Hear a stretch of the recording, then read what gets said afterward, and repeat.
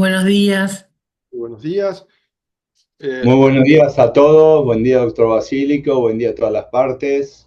muy buenos días, Buenos doctor días. Flores, doctor Buenos Brumber, a días, todas las doctor. partes. Bien, creo, doctora Badens, doctor Torrico, que estamos todas las partes indispensables para dar comienzo a la audiencia. Adiós a todos. Sí, señor presidente, todo en Así orden. es, doctor Bien, Basílico. perfecto. Teníamos previsto para el día de la fecha,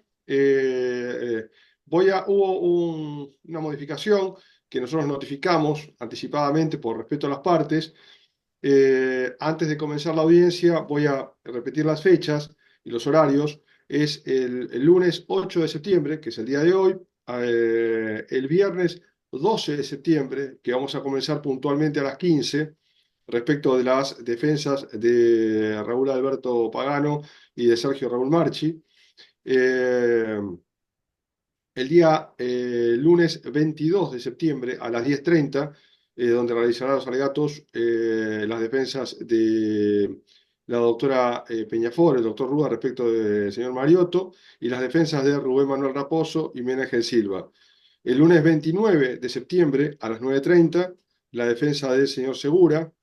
El 6 de octubre, la defensa del señor Carlos Alberto Pandolfi y Norberto Francisco Monteleone. El 13 de octubre, la defensa del señor Natalia Antonio Rígano.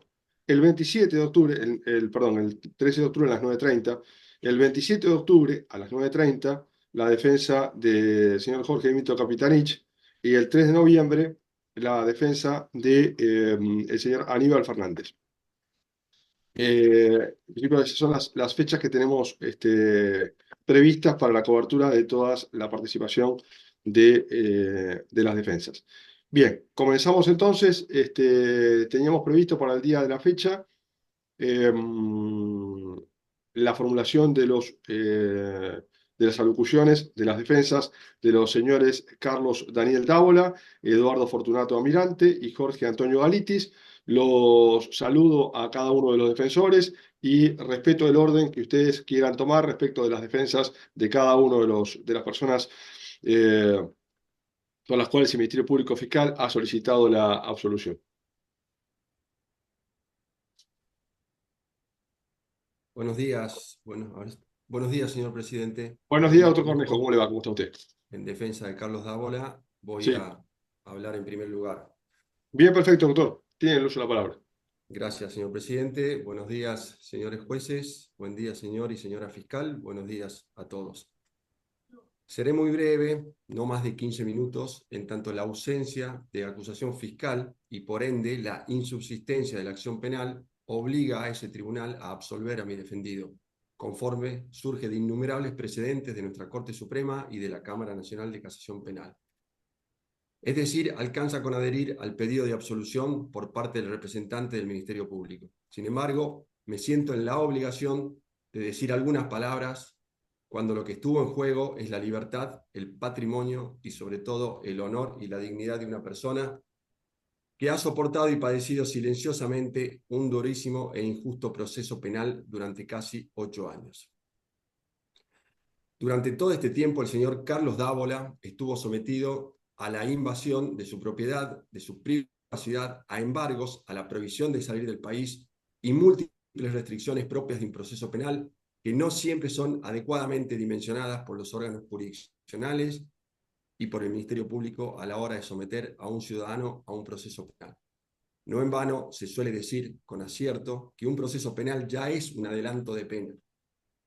Pero más allá de esas medidas, cargó con algo todavía mucho más doloroso: el desgaste emocional, el daño a su salud y el costo reputacional de verse señalado públicamente como partícipe de un delito sumamente grave, aunque claramente inexistente.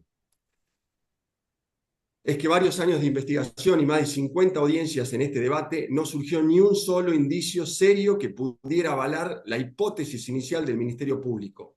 Esta imputación es débil, por no decir absurda, desde el inicio mismo del proceso. Veamos. Como es por todos sabido, la presente causa se inició con motivo de la denuncia por presuntas irregularidades en el marco del contrato asociativo celebrado entre el Gobierno Nacional y la AFA. Unos años después es que se dispuso la apertura del legajo que dio origen a esta nueva causa, luego acumulada, para investigar a todas las financieras que habían intervenido en el cambio de los cartulares de los clubes con el objeto de encontrar relaciones entre dirigentes o exdirigentes de la AFA y o funcionarios públicos con las diferentes cooperativas y financieras.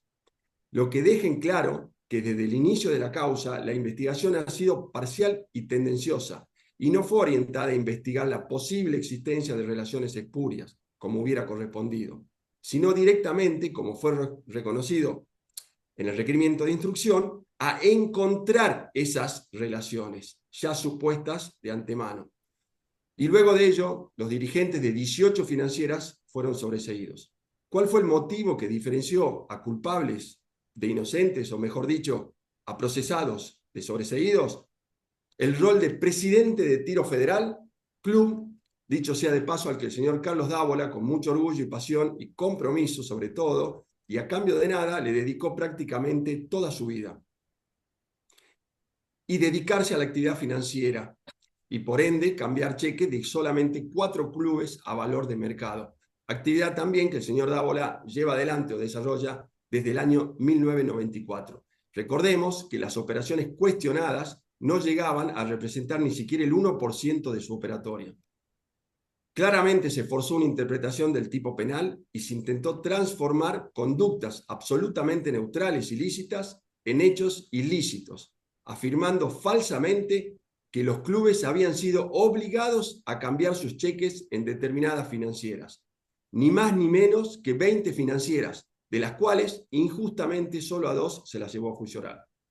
Y aún así, con una liviandad llamativa, se le dictó el procesamiento, se lo embargó, se le prohibió salir del país, se le elevó a juicio oral por presuntamente haber participado en una administración fraudulenta, en perjuicio de la administración pública, por los desvíos de los fondos públicos destinados por el Estado al programa Fútbol para Todos de la Jefatura de Gabinete de Ministros con la Asociación de Fútbol Argentino. Y a consecuencia de ello, no haberse dado cumplimiento a uno de los objetivos centrales del programa, consistente en el saneamiento económico de los clubes.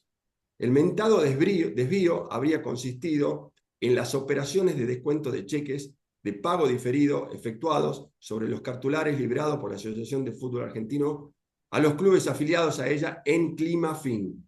Todo ello sin que existiera prueba alguna de connivencia, participación y menos aún de algún beneficio ilícito. De nuevo, la única evidencia que lo catapultó hasta este juicio oral fue su actividad financiera y su rol de presidente de un club.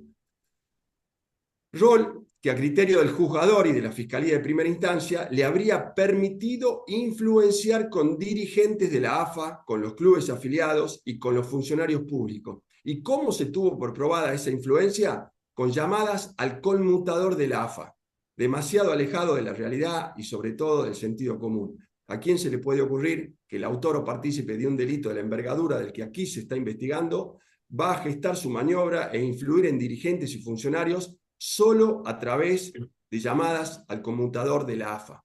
En definitiva, este juicio demuestra un problema mayor que no siempre es advertido y menos aún dimensionado. En innumerables ocasiones, y sobre todo en delitos económicos, la justicia avanza sin pruebas, pero sí con la intención de juntarlas. Como se dijo inicialmente, de ir encontrándolas en el camino, pero ya con un prejuicio inmodificable. Existió un delito y tengo que ver cómo hago para probarlo. El dispendio de recursos judiciales, económicos, humanos, es brutal, pero lo más grave es que contribuye, o mejor dicho, le da la razón a la sociedad en su descreimiento y desconfianza hacia la justicia, y le arruina la vida al ciudadano inocente, en este caso el señor Carlos Dávola. El derecho penal no puede ni debe ser utilizado para ver qué pasa, para ver qué se encuentra, porque si no se convierte en un instrumento de persecución y arbitrariedad. Para ir concluyendo, si bien es cierto que la Fiscalía en su alegato final solicitó atinadamente la absolución de Carlos Dávola, su fundamento se asentó erróneamente, a mi parecer, en el beneficio de la duda. Concretamente, sostuvo el señor fiscal que no se encuentra probado la intervención personal de Dávola en las operaciones realizadas por los tesoreros en las financieras. más allá del porcentaje de participación que tuvieran dichas entidades y su rol de dirigente en el Club Tiro Federal. Y con un manto de cordura y coherencia agregó: el doble rol de dirigente y financista no es suficiente para sostener la acusación en su contra. Y recién sobre el final del juicio, el Ministerio Público admite que no se probó que haya tenido conocimiento de la finalidad del contrato, no se le puede endilgar el conocimiento del desvío de fondos, no hay pruebas para sostener que direccionaba a los tesoreros de los clubes para que operen con él. La verdadera realidad es que nunca se probó nada de nada, ni siquiera indiciariamente. Por ello, no es que corresponda la absolución por beneficio de la duda, sino más bien por convicción de su inocencia, porque el hecho investigado nunca existió. Por último, y ahora sí para concluir, solo resta recordar que el modelo de enjuiciamiento previsto en nuestra Constitución Nacional responde al denominado sistema acusatorio, que implica que para que se pueda condenar a una persona se debe contar con un órgano o parte encargado de llevar adelante la acusación, y que dicha prerrogativa resulta un acto complejo que debe sostenerse desde la instrucción hasta el alegato final ante el tribunal oral. La función de perseguir y acusar resulta independiente de la función de juzgar y castigar, y por ello se encuentra en cabeza de sujetos distintos. Artículo 120 de la Constitución Nacional y 65 del Código Procesal Penal de la Nación. Ello fue reiteradamente señalado por nuestra Corte Suprema de Justicia en los renombrados precedentes Cáceres, Mostaquio, Quiroga y otros tantos. La importancia de la separación entre jueces y fiscales como instrumento normativo para el aseguramiento del derecho de defensa y la protección irrestricta del deber de imparcialidad del juzgador como condición para un debido proceso. Sostuvo también la Corte Suprema que el procedimiento de control de la acusación que instaura concede a los jueces una facultad que la Constitución Nacional le veda: determinar el contenido de los actos del fiscal. El Ministerio Público del artículo 120 supone no solo independencia del Poder Ejecutivo, sino también del Poder Judicial, como correlato de una concepción dentro de la cual solo dicha independencia permite estructurar un procedimiento penal en el que las garantías de la defensa en juicio y la imparcialidad del tribunal no estén en discusión. Dicha garantía resulta irrenunciable e irreconciliable con el ejercicio de funciones de acusación por parte del tribunal, por lo cual, ante la ausencia de ella, el juzgador no tiene más que resolver la absolución. Ese criterio fue recientemente reafirmado por la Cámara Nacional de Casación Penal en una causa en la Sala 3, votantes Eslocar, Petrone, Barrotaveña, en la cual decidieron hacer lugar el sobreseimiento del imputado ante la inexistencia de impulso fiscal. Todo ello en base a la condición especial de imparcialidad y frente a la falta de controversia entre la acusadora y la defensa. Por todo lo expuesto, señores jueces, de conformidad con la solicitud del señor fiscal en su alegato final, solicito que se disponga la absolución del señor Carlos Dávola. En el marco de la presente causa, se levante la traba de embargo registrada bajo el número 24161, que actualmente recae sobre los inmuebles pertenecientes al señor Dávola. Se libre oficio de estilo a los registros pertinentes y se revoque definitivamente la prohibición de salir del país dispuesta en el marco del procesamiento dictado por el juzgado instructor y se proceda a la devolución de la documentación secuestrada en la sede del grupo Climafil. Muchas gracias, señor presidente. Acá concluyo. Gracias, doctor Cornejo. Bien, cedo la palabra entonces al doctor Romano Monfort respecto de los señores Amirante y Galitis. Muchas gracias, doctor. Voy a ejercer la defensa de manera conjunta respecto de ambos imputados. En líneas generales, con relación a la imputación que pesaba respecto a mis clientes, en cuanto a lo que son los lineamientos técnicos o procesales planteados por mi antecesor y la identidad que existía en el formato de acusatorio, adhiero a las consideraciones realizadas por el doctor Cornejo.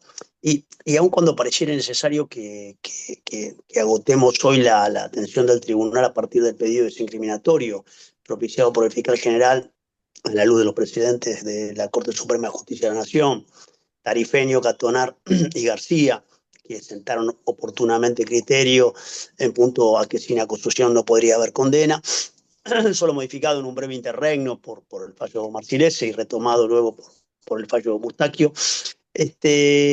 entendiendo fundado el pedido de absolución propiciado por la Fiscalía en lo que a nuestro pupilo respecta,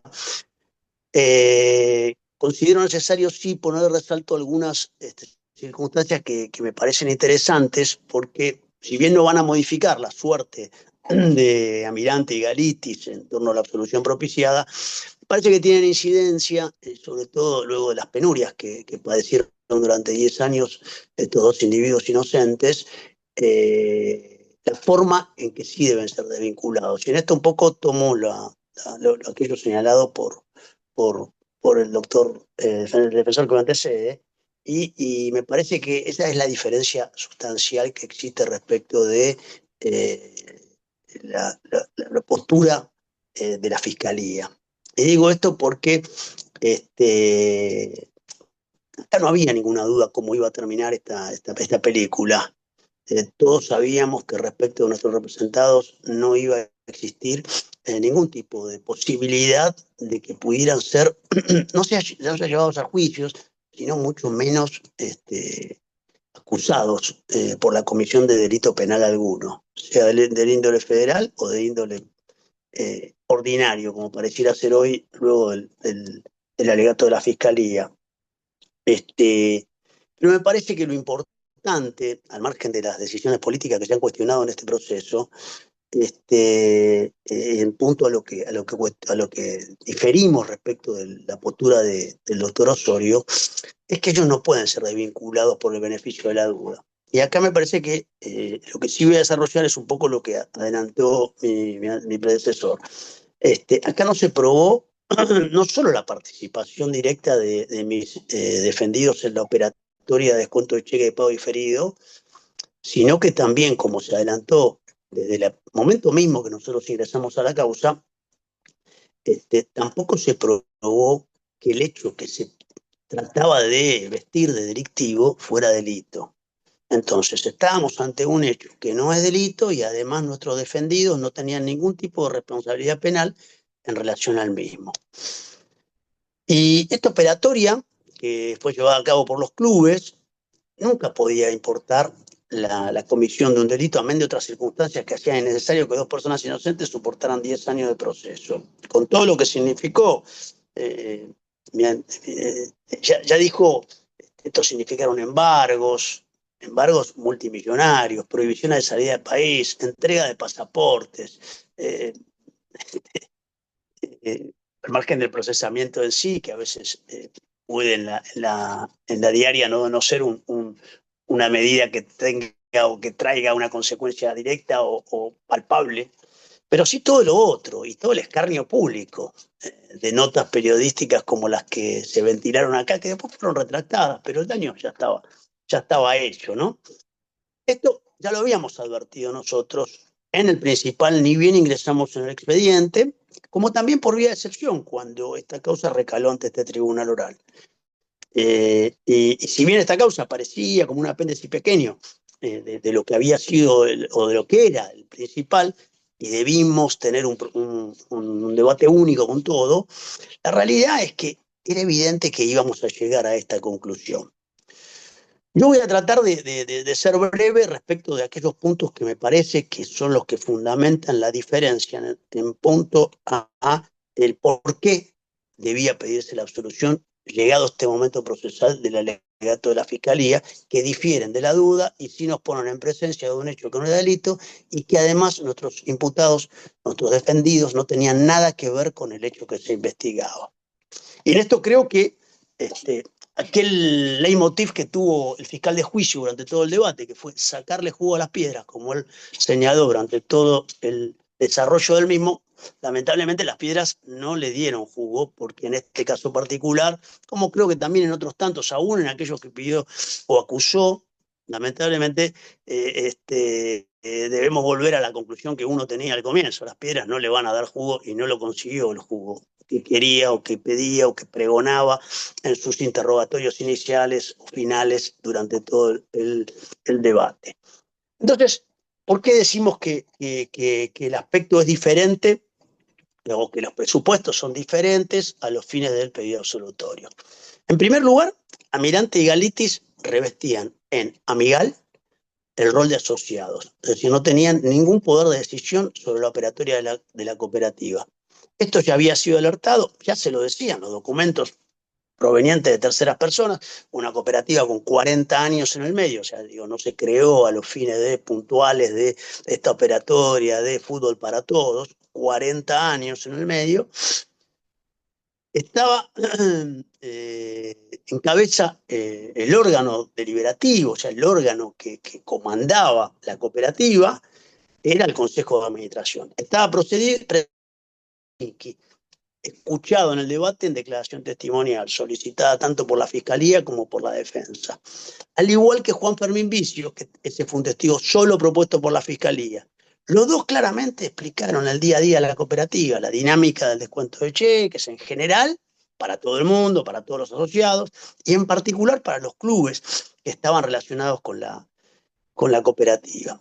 Explicaron que esto había sido una decisión libre y voluntaria, que la gente concurría, los clubes concurrían a la cooperativa por los beneficios que le deparaban la cooperativa en comparación a otras entidades financieras o bancarias a las cuales no tenían acceso. En este punto, todos los representantes de los clubes asociados a las cooperativas fueron contundentes relacionando los beneficios que obtenían al operar con Amigal. Se trae a juicio 2 personas que, vuelvo a reiterar, estaban relacionadas con la cooperativa por los aportes económicos que habían realizado en la misma en el momento de su constitución original, 40 años atrás. No tenían oficina, no tenían escritorio en la sede Amigal, y ya desde muchos años antes de Fútbol para Todos, esta situación era exactamente la misma. No es que cambiemos los directivos porque ahora el programa Fútbol para Todos es enjuiciado. No. Años antes ya Almirante y Galitis no tenían nada que ver con el manejo diario de la cooperativa. Un negocio que había quedado en la vida financiera, comercial, embrionaria de Almirante y Galitis. No hay una prueba que diga lo contrario. O sea, fue solamente un esbozo de una jueza cargada de la parte instructoria con una teoría conspirativa única en la jurisprudencia nuestra respecto de por qué enjuiciar a Almirante y Galitis, socios en la constitución de la cooperativa. A Galitis después se decía, lo traíamos a juicio porque fue vocal del Club Huracán entre 2010 y 2011. ¿Y Almirante? No, era socio de Galitis. Bueno, ok.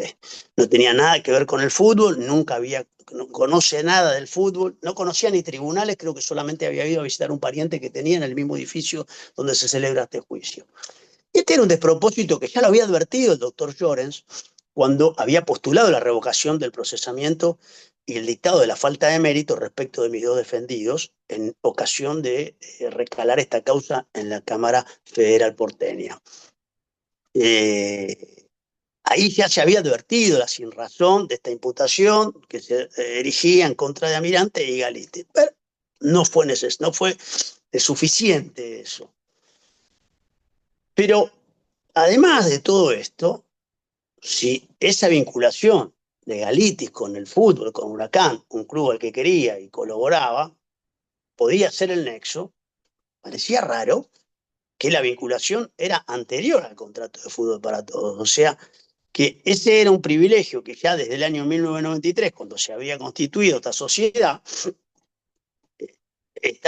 estaba relacionada Amigal con el Club Huracán. O sea, no era una cooperativa que se instituyó para esta operatoria específica, sino que tenía una trayectoria y reconocimiento en el mercado, estaba sometida siempre a rígidos controles en su contabilidad, llevaba libros rubricados de registro asociado, acta de asamblea, acta de reunión del Consejo de Administración, informe de auditoría, presentar inventario, balance general, estado de resultado de memoria. Esto no era importante. Y digo esto porque no era la única financiera o cooperativa que estuvo vinculada en este aspecto, sino que hubo otras tantas que no tenían ni eso, pero fueron sobreseídas.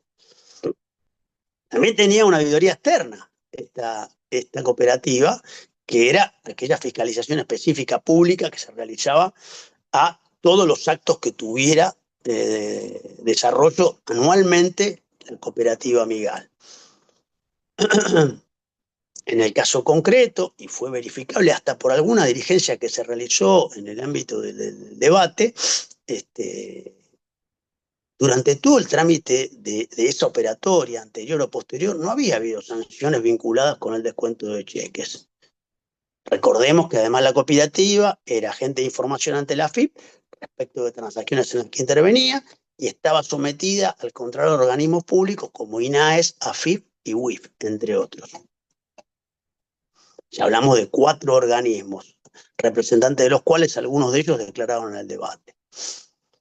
Entonces, Amigal no tiene sanciones por parte de ningún organismo de control a causa de la operatoria de descuento de cheques, ni siquiera por lo de la AFA, por lo de cheque de AFA, y muy a pesar de haber sido demonizada públicamente como consecuencia de este injusto, que le involucran a la causa, como quedó en evidencia, los representantes de INAES en la audiencia de debates explican que no hay ningún tipo de sanción con relación a este hecho por parte de Almirante y Galitis en la cooperativa.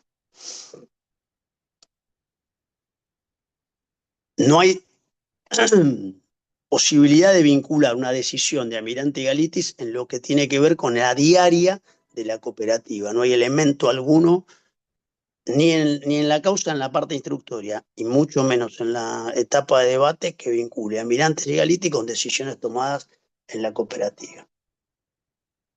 Planteado ya este primer aspecto,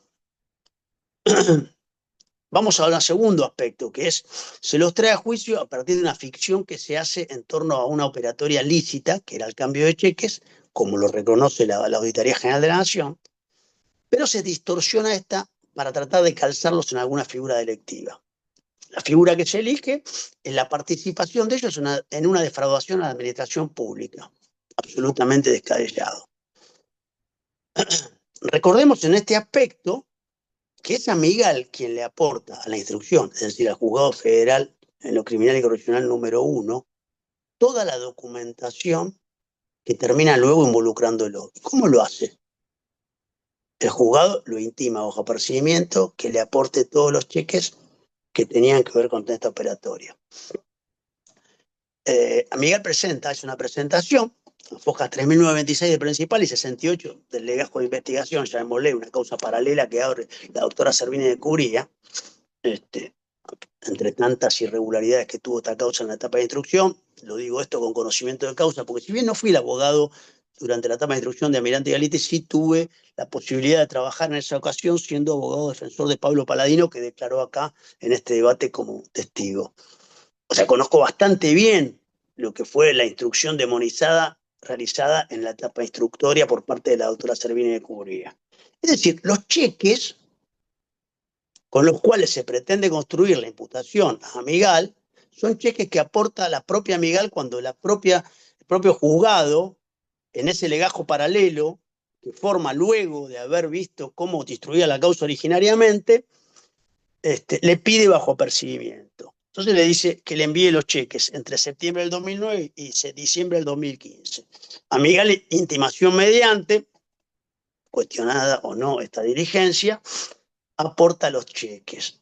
Y sobre la base de esos cheques que aporta una operación absolutamente blanca, transparente, documentada, toda, asociados a la cooperativa, cheques aportados, trazabilidad completa de la operación, con los elementos que la DATIP nunca tuvo en cuenta, como me refiero plazo y costos, la realidad es que es la propia Amigal quien da cuenta de las liquidaciones de descuento detallando todos los cheques negociados por cada club. En cada uno de esos detalles especificaba número de operación, fecha de operación, código de banco emisor, número de cheque, importe, fecha de depósito, forma de pago de los cheques, efectivo, transferencia al destinatario, número completo de CBU, nombre del banco donde la cooperativa depositaba cada uno de los cheques. Fue la propia cooperativa Amigal la que le acompañó en las constancias de asociación a la cooperativa, de la cooperativa Amigal por parte de la autoridad de los clubes. Elementos que exhibía grandilocuentemente la fiscalía cada vez que concurría un representante de estos clubes. O sea, se asociaban, firmaban la asociación y luego operaban con la cooperativa. También fue la propia cooperativa Amigal quien acompañó el cumplimiento de la resolución 3.688 del 2014, mediante el cual se había impuesto a las cooperativas y mutuales que intervengan en operaciones de crédito la obligatoriedad de actuar como agente de información respecto de dichas transacciones. También fue la propia cooperativa Amigal quien en ese mismo escrito le explicó a la instrucción cómo se componía el mentado costo de financiación, algo que la DATIP no conoció nunca, precisando que el recupero de los gastos contenía los intereses de las operaciones calculadas en función del plazo hasta la acreditación de los valores. Y las tasas se encontraban aclaradas en el párrafo al pie de la misma, que el concepto de comisiones estaba compuesto principalmente por el impacto del impuesto a los débitos y créditos que abonaba a la entidad al depositar los cheques y la incidencia correspondiente al impuesto sobre los ingresos brutos, junto con un adicional para solventar otros gastos de funcionamiento como sellado en operaciones bancarias. Es decir, en esta operatoria lícita que se pretendió teñir de ilícita, es Amigal quien le enseña a la instrucción cómo se había actuado. Bajo percibimiento, acompaña todos los documentos, que luego llamativamente aparecen publicados en el diario deportivo Le por el periodista estrella que declaró en este debate. Pasado este segundo aspecto, pasemos a una tercera situación, que es aquella ficción que denunciamos transitó por afirmar cierto cortubernio entre las autoridades de la AFA para que los clubes vayan a descontar los cheques de pago diferido a Amigal. Y digo cierto porque esto, o sea, parecía una verdad revelada, o sea, parecía que como esto se iba a decir varias veces, finalmente iba a ser cierto. Pero este despropósito que quedó en evidencia cuando declararon todos los tesoreros de todos los clubes que depusieron el debate o en la instrucción, pero sus declaraciones en la instrucción fueron incorporadas por lectura, no hay ningún tesorero, presidente del club que haya dicho, sí, a mí me obligaban a ir a Amigal, yo tenía que ir a Amigal porque me obligaban. Entonces, pero no lo dijeron, no es que no lo dijeron en el debate y tenía dudas el doctor Osorio de que a ver qué pasaba, no, todos declararon la instrucción y todos dijeron que nadie los había mandado. Imagínense en esa causa instruida de manera así cegada, maneada, si alguien podía llegar a influenciar en las declaraciones de esos tesoreros que estaban preocupadísimos ante la posibilidad de que les pasara cualquier tipo de consecuencia de las legales y las ilegales, si iban a decir algo que uno pudiera llegar a influir en ese testimonio. No, para nada, dijeron la verdad. Nadie los había mandado. ¿Por qué iban a Amigal? Porque les servía, porque les convenía, porque no querían que entre su cuenta, porque el banco no les descontaba, porque no calificaban para el banco, por lo que fuere. Y además de todo esto, la distorsión también en este aspecto, en esta ficción que denunciaba respecto de este contubernio, se daba en el análisis del costo de financiamiento de los cartulares, que la DATIP señalaba, pero no tenía ninguna base sólida. Este organismo dependiente del Ministerio Público, que la instrucción convoca a participar en una causa no delegada, porque podría haber estado delegada esta causa, pero no estaba delegada. El fiscal Tayano no llevó adelante la investigación. Solamente emitió opinión cuando le corrieron vista del 346 y en algún que otro incidente justificó la conducta de la instrucción o de la jueza instructora, pero en ningún momento esta cosa estuvo delegada, pero sí la DATIP participó activamente en lo que fue la elaboración de estos presupuestos mendaces, o sea, no ciertos, poco claros. ¿Por qué?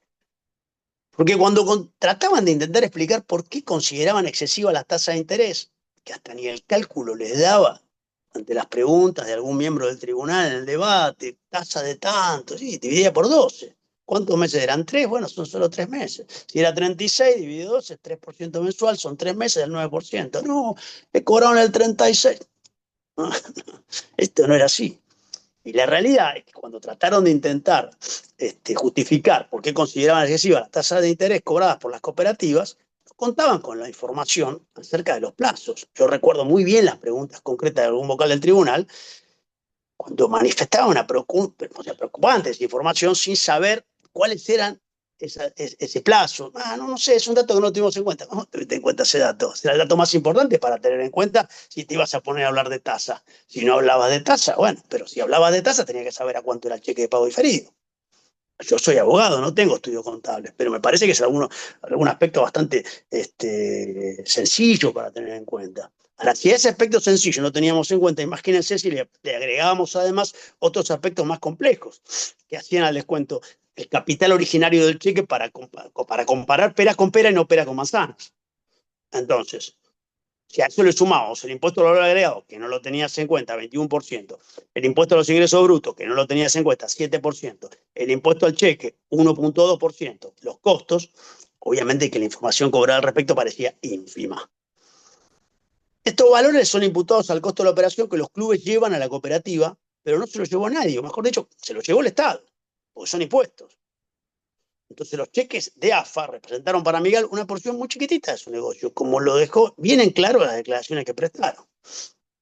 La veeduría, otra novedosa creación de la instrucción, con facultades investigativas, aparte algo que se cuestionó mucho durante la etapa instructoria, porque parecía una veeduría, pero ordenaba medidas de investigación en un legajo paralelo al que no tenía acceso a nadie.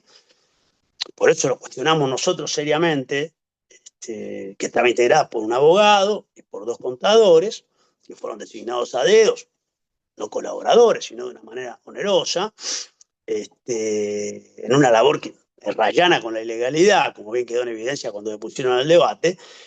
Además, ellos hacen un dictamen en donde utilizan un método de muestreo que no abarca la totalidad de los cartulares, obviamente, pero lo determinante es que pretenden, o sea, arriesgan conclusiones cuando de los 4.599 cheques que analizaron, 1.449 van en forma directa a los clubes o en forma indirecta a jugadores o técnicos que señalan los clubes para pagarle.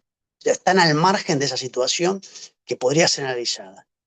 Y 3.150 son cobrados por terceros. Ahora, de esos 3.150, 253 se descuentan en Amigal. El porcentaje es ínfimo en términos de operatoria.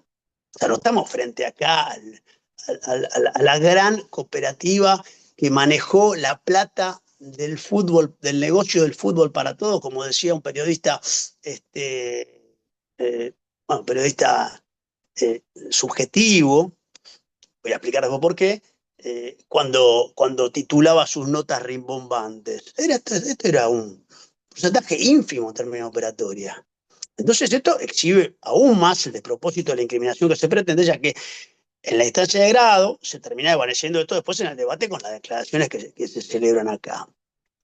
Y aún cuando se reconoce la existencia de un universo de agropecuarias y mutuales que no tienen que ver puntualmente con lo que era Amigal, operaciones todas en blanco, en la operatoria de descuento, sugestivamente se direcciona la imputación, como decía mi antecesor, hacia 2 cooperativas, Climafin y Amigal.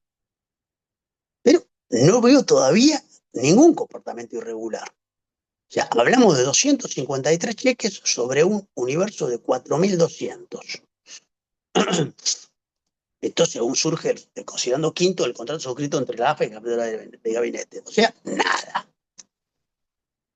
Y ya llegando a la nota periodística de este periodista, sesgado, Gustavo Graya, titulada La Ruta de Dinero, que daba cuenta de la vinculación de Galiti, Cicluracuán, los descuentos de las cooperativas a los clubes, sin ninguna fuente confiable, Corrillos.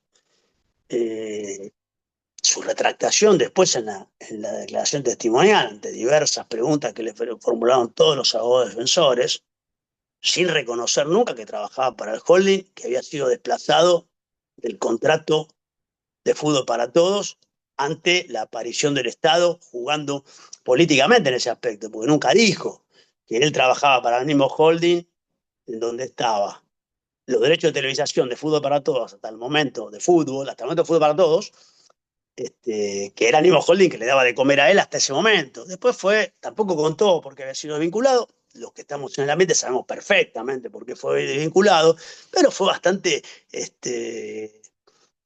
parcial su testimonio a años de lo que había sido el daño que generó esa nota en su momento, sobre todo para que la instrucción lo tuviera como un testigo estrella.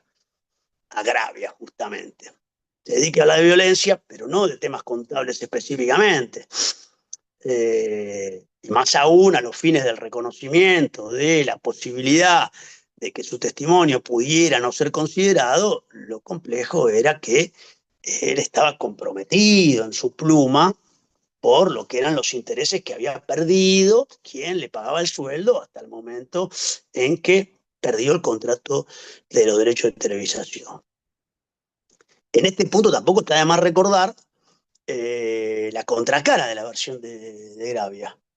que es la que da el director de Medios y Comunicación de la Asociación del Fútbol Argentino, un reconocido periodista, Ernesto Cherquevialo, que muestra razones por las cuales él cree que se armó la causa conocida como Fútbol para Todos. Es elocuente, tanto lo que declaró en el juicio como aquel testimonio que brindó en la grabación de la nota que le hizo el periodista Sergio Balazzone, que está incorporada por lectura al debate. Pero hay más sobre este aspecto, sobre este tercer aspecto que se planteó, que es la pericia contable que se hace, y el testimonio de los peritos contadores en particular, que terminan desmoronando toda la ficción distorsionada que pretendía involucrar a estas personas jurídicas y que solo se condujeron en el marco de una operatoria habitual y, en el caso de los clubes, en forma más favorable para los intereses que los bancos o financieras de plaza que le pudieran abrir la puerta, porque la mayoría no le abría la puerta a esos clubes que ahora que operaran, porque no calificaban. No voy a leer los puntos salientes de ese informe, que es por demás revelador, pero presumo que es sabido por todos, al igual que los dichos de los contadores que depusieron el debate. Pero recuerdo que estos claramente dijeron que la tasa de interés expresada lo era anual y debía ser analizada en punto al plazo de libramiento de los cheques. Un aspecto que si la DATIP no lo tuvo en cuenta, ellos sí lo tuvieron en cuenta, y la contadora, no de parte, no la contadora del doctor Romano Bufó o de los imputados Amigalo Amirante o Galitis, no. La perito oficial en esto fue muy clara, a pesar de todo el cuestionamiento dialéctico que tuvo al momento de ser interrogada. Los costos eran los costos de mercado. No habían sido tenidos en cuenta aspectos que sí debían ser tenidos en cuenta a los fines del análisis. Por eso, esto me lleva ya a ingresar otras circunstancias dirimentes, que son las siguientes, en pos de lo que decimos que es una absolución lisa y llana, que es lo que estamos solicitando, y son las razones por las cuales la AFA le entregaba a los clubes estos cheques fragmentados y de pago diferido. Y si concomitantemente con esa entrega se los direccionaba a descontarlos en alguna financiera puntualmente amigal.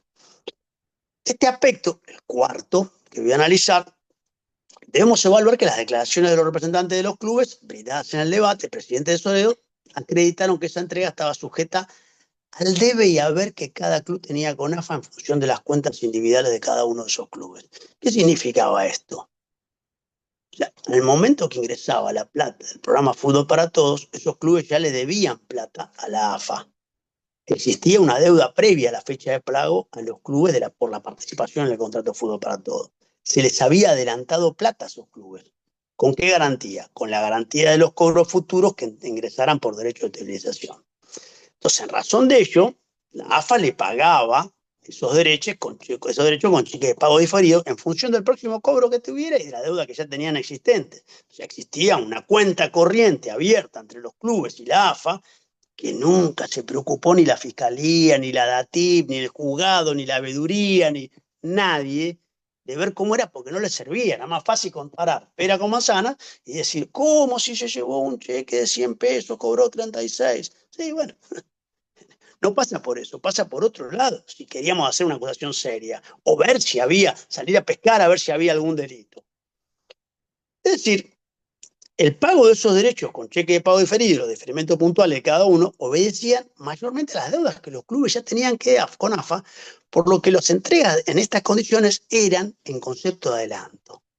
Y acá es importante las declaraciones, veamos a las que prestaron el debate: Germán Lerche, Darío Villarruel, Alfredo Dagna, Pablo Blanco, Roberto Polín, sumadas a las de Mario Moyman, ex asesor letrado de AFA, Mónica Bouet, gerente de administración y control de AFA. Y en quinto lugar, decíamos que se hablaba de que la AFA direccionaba a los clubes a que descontaran los cartulares en tal o cual financiera y puntualmente en amigal.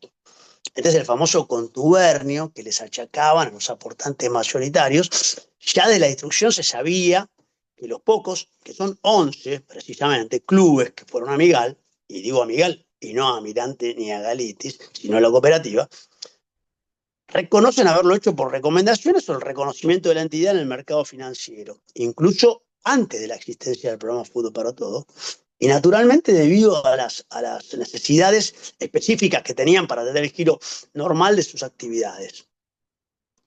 No hubo un solo testigo que aludiera a algún tipo de direccionamiento, y los testimonios brindados en la instrucción que fueron incorporados por lectura en esta etapa de juicio siempre respondieron no o nunca.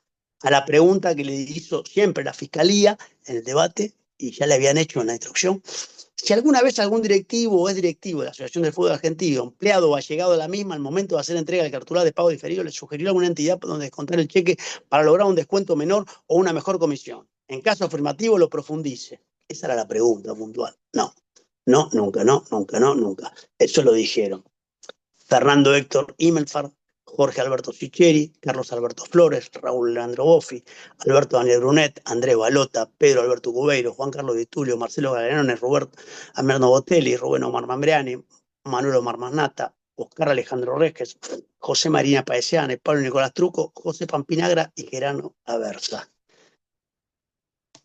A la sede del tribunal fueron a declarar en representación del Club Huracán, que era precisamente el nexo que pretendía exprimir la Fiscalía, Carlos Babington y Aldo Francisco Ortiz y Hernán Octavio Álvarez, presidentes y tesoreros de Huracán. Ellos ratificaron la preexistencia entre el vínculo de Amigal y ese club, es decir, de una fecha anterior a la existencia y a la ideación del programa Fútbol para Todos, aludiendo que lo que aquí importa, aquí eran operaciones blancas para hacer frente a necesidades y urgencias de la institución, y que debido a la imposibilidad de contar con cuentas bancarias, porque no las tenía, estaba concursada la entidad, había una suerte de rescate o asistencia a la institución. Babington fundamentalmente dice, yo fui a buscar a Galitis para me acompañar en el segundo periodo de comisión directiva, por el concepto que él tenía respecto a su nombre, a la posibilidad económica de acompañar. Las operaciones anteriores y posteriores, porque después siguieron, después del programa Fútbol para Todos, con Huracán, no obedecen la obligación a la vinculación de Galitis, sino la cooperativa era la única entidad que decidió apoyar financieramente al club en los momentos difíciles por la convocatoria de acreedores y por no contar con una cuenta bancaria, porque reconoció el tesorero actual, el posterior, digo, de Huracán. Cuando recién tuvimos cuenta que la pudimos recuperar, seguimos trabajando con Amigal. Por eso, lo único que cabe concluir en este aspecto es que luego de haber escuchado a los representantes de los clubes, todas las operaciones legales y debidamente registradas, tanto por Amigal como por los clubes, fueron operaciones que beneficiaron a los clubes como consecuencia del cobro anticipado, fueron operaciones realizadas conforme a las condiciones de mercado, y fueron operaciones que no podían ser realizadas con mejores condiciones con bancos oficiales. Por eso es imposible, por lo burdo, la extensión de responsabilidad penal a personas ajenas a la función pública, como son nuestros defendidos, por la realización de actos que hacen a una actividad de carácter privado, el descuento de cheques, llevado de una manera lícita, directa y exclusiva, con sujetos de esa misma condición, privados, clubes, que incluso ocurrían ya antes del programa Fútbol para Todos, porque ellos ya eran clientes de la cooperativa. Me queda un sexto aporte, que si esa imputación ya era descabellada de la instrucción, es más descabellada aún a partir del criterio que goza el fiscal de juicio en su alegato, al disentir con el criterio que tenía, llamémosle la instrucción o el fiscal de primera instancia, en punto a que la naturaleza de los fondos del programa, una vez que los mismos recalaron en la Asociación del Fútbol Argentino, perdieron su naturaleza pública. Entonces, digo, bueno, cuando lo escuché al doctor Osorio señalar esta premisa, que tanto cuestionamos tantos abogados defensores en la etapa instructoria, un poco porque si eso era cierto, ¿qué hubiera pasado? La doctora Servini o volvía a su cargo anterior de jueza criminal de instrucción o se declaraba incompetente. Pero la realidad es que esta circunstancia ya aleja cualquier posibilidad de fraude a la administración pública, toda vez que para tenerlo por configurado, la figura penal exige necesariamente un perjuicio al patrimonio nacional, que era aquello que la propia acusación reconoció en esta etapa, no anteriormente, que se encontraba ausente. Me queda un séptimo aspecto para fundar este pedido liberatorio, de responsabilidad penal de mis clientes, pero por las razones que se esbozaron, es que quedó probado que ni Galitis ni Almirante tenían ningún tipo de vinculación con funcionarios públicos tampoco. Menos aún con el patrimonio estatal. Porque esta fue la respuesta que todos los testigos que declararon en juicio brindaron en el sentido. Incluso las preguntas hechas por integrantes del tribunal. O sea, ni Almirante ni Galitis estaban relacionados con funcionarios públicos. Y ya como último aspecto, para ir terminando, entre tanto desaguisado, llamó la atención algo que también señaló el doctor Cornejo.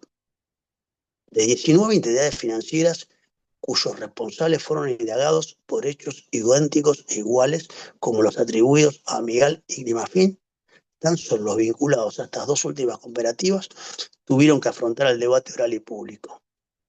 Y tanto más cuando algún legitimado pasivamente tenía una vinculación directa con un club de primera, como es el caso de alguna de esas 19 cooperativas, directa, digo, no, Galitis, que era un vocal del fondo de la lista, ¿no? Pero en este aspecto solo eligieron a Miguel y a sus asociados, no sus responsables, y a Climafin. Es sugestivo, ¿no? La verdad que lo más que eso no puedo hacer. Si lo tuviera aprobado, hablaría de otros aspectos. Que se haya reducido la incriminación a solo 2 cooperativas respecto a una modalidad que se probó era generalizada y venía siendo aplicada desde tiempos inmemoriales. Aunque recién se hace foco en ella una vez que el Estado desplaza a la empresa privada que explotaba los derechos de eternización y que, en palabras de la Auditoría General, habría provocado una merma en los recursos del programa debido a los costos de financiamiento cuya legalidad, vaya paradoja, está fuera de discusión. Este debate va a terminar seguramente sin que sepamos por qué fueron desvinculados aquellos otros que hicieron las mismas conductas que Almirante, Galitis y Dávola, o más complicadas aún, descuento de cheque por pago diferido de AFA, y solo 3 tuvieron que estar sentados en este debate. Finalmente, no obstante que sabemos que el dinero que la AFA recibió de la Jefatura de Gabinete de Ministros con motivo del programa Fútbol para Todos recaló en los clubes y fueron sus autoridades quienes, conforme a sus criterios, urgencias, necesidades, aplicaron esos fondos de la mejor manera que los intereses tuvieron, no advirtiéndose en ese derrotero, ni menos aún se acreditó algún tipo de infidelidad o abuso en el cumplimiento de los deberes, ni de la AFA ni de las autoridades de los clubes. Esto coloca a las autoridades de la AFA en una misma situación beneficiante que Almirante y Galitis en lo que a la operatoria de descuento de cheques respecta, no siendo razonable que deban restituir monto alguno. La verdad, incomprensible ese aspecto del alegato de la Fiscalía. En la cuenta de la AFA se depositaron fondos del programa y en las cuentas de los clubes fondos de la AFA, por más que estos estuvieran representados en documentos cartulares puestos en circulación a través de endosos o sesiones. Los cartulares descontados en las cooperativas tuvieron fuente en fondos de la AFA, no en fondos del Estado Nacional. Dicho más claramente, a ver si se entiende, porque a veces pareciera que uno habla de aspectos que parecen raros, pero las conclusiones que se sacan después no se comprendieron, evidentemente. Provenían de la propia caja de la AFA, pero no de las arcas del Estado Nacional.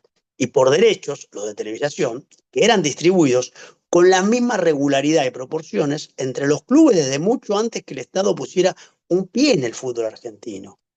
Y acá vuelvo sobre el testimonio de quien fuera para ese momento el asesor legal de AFA, Mario Moyman, y también de los representantes de los clubes que integraron las distintas comisiones directivas con anterioridad al programa Fútbol para Todos, quienes explicaron la forma de distribución de los derechos de televisación y la mejora de ingresos en las arcas de los clubes y puntualmente la responsabilidad individual en el manejo de esas entidades de por sí deficitarias debido a la gran cantidad de deportes que nuclea cada uno de esos clubes. Con fuente en esta premisa, entonces, resulta materialmente imposible que la AFA haya desviado dinero que no era propio, en concreto mediante el libramiento de cheque de pago diferido. Lógicamente yo podría estar horas argumentando esta sinrazón de esta causa y de estas irregularidades en su tramitación, muchas de las cuales ya fueron introducidas por esta parte y por otras partes en planteos anteriores.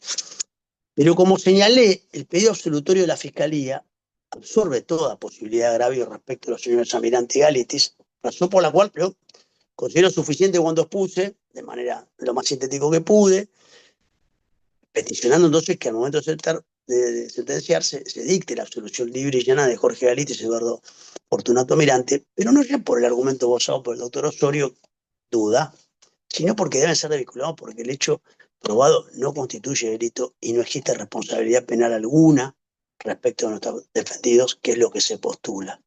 Y también en punto a esta tortuosa causa, solicito que de la manera más rápida posible terminen con el detrimento personal que implica las anotaciones tanto de manera de cautela personal o real que existen sobre su persona, como lo son el impedimento de salida del país y los embargos que se han sustanciado, aún sustituidos, millonarios, multimillonarios respecto de estas dos personas. Muchas gracias, buenos días. Bien, muchas gracias, doctor Cornejo, doctor Romano Dupuy. Tenemos por debidamente cumplido el alegato de la defensa respecto de los señores Dávola, Almirante y Garitis, y hacemos un cuarto intermedio hasta el día 12, viernes 12 de septiembre próximo, a las 15 horas, a los efectos de escuchar los alegatos de las personas que el Ministerio Público Fiscal ha solicitado la absolución, que es el señor Raúl Alberto Pagano y Sergio Raúl Marchi. Que tengan todos y todas muy buenos días. Muchas gracias. Gracias, señor presidente. Buenos días. Buenos días. Buenos Gracias, días. señor presidente. Buenos días y gracias por todo. Gracias por todo, buen día. Buenos días a todos. Hasta luego.